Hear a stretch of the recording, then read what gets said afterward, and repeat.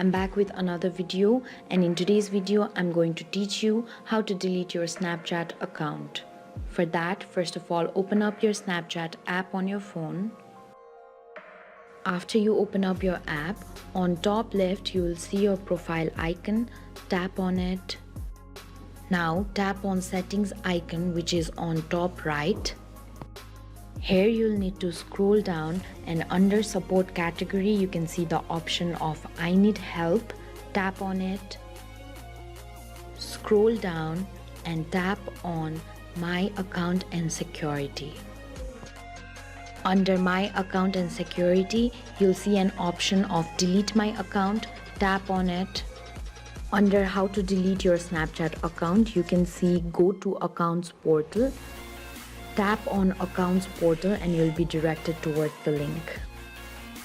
Now type in your password and tap on continue. Now you'll receive a confirmation email from Snapchat.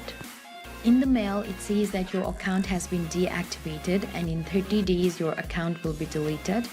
But if you like to reactivate your account before your account gets deleted, you can just log into Snapchat. This way you can easily delete Snapchat account.